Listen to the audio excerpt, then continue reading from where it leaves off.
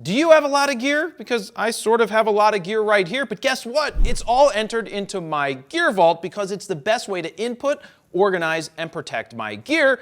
And you can also get insurance through it, so you can have peace of mind knowing if your stuff gets stolen or damaged, well, you're protected. So download it right now for free at mygearvault.com.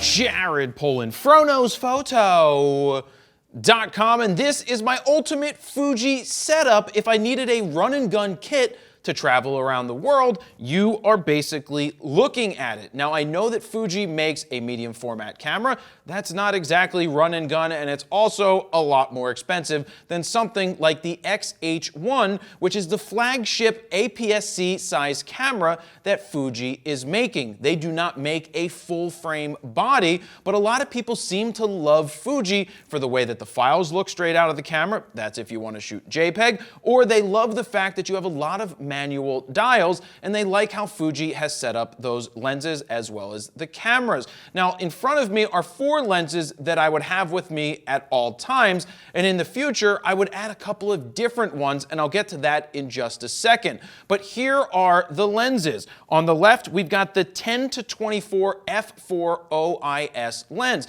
Now, this is the widest zoom that you're going to get from Fuji. That is their top-of-the-line offering. This would be a 15-35 millimeter lens on a 35 millimeter equivalent full-frame body. Now, 15 is wide, but I don't think it's wide enough, especially because it's an f4. I would love to see it give me the equivalent of a 12-24, or in this case, a 12-35, because that would be a nice range because I love to shoot wide. But it's a light lens. This entire system is much lighter than any of the full-frame cameras and full-frame bodies that you will find. Though now that I talk about the size of bodies, I will mention that this XH-1 is a pretty large body. I'm more talking about the lenses are much lighter than what you would find on full-frame bodies from Nikon, Canon, or Sony. Now, moving on, I would also have a 16-55 2.8. This is a great range. It's 24 to 82.5 if you were looking at a 35 millimeter equivalent.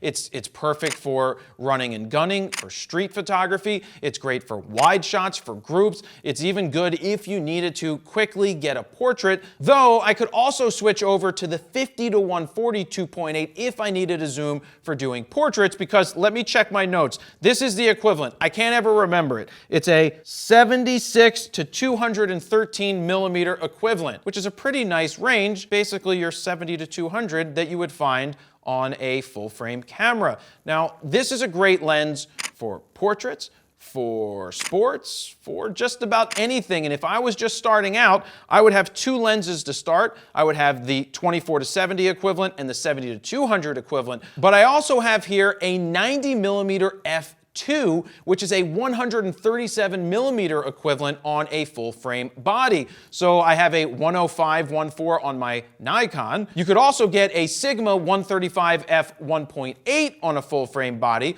but here on the Fuji, you have a great option of this 90 millimeter f2. 2.0. Now, if I wanted to add more lenses in the future, I would be looking at something like a 23 1.4, because that's going to give me the equivalent of a 35 millimeter lens, which is really a nice street photography lens and a nice prime if I have time to use primes and don't need to use zooms. I would also add one of the macro lenses, but I'd also be looking at the 56 1.2, which is basically an 85 1.2. So if you're looking to shoot Fuji, this is a really good setup to start with. Plus, they have a good amount of lenses that are faster pieces of glass, especially when it comes to the primes. Now, I've been using the XH-1 for the past few days, and there's quirks to every single camera. And this camera, if you're somebody who wants to feel like you're shooting something more manual, more old school, you have dials for ISO. You have dials for apertures on the lens.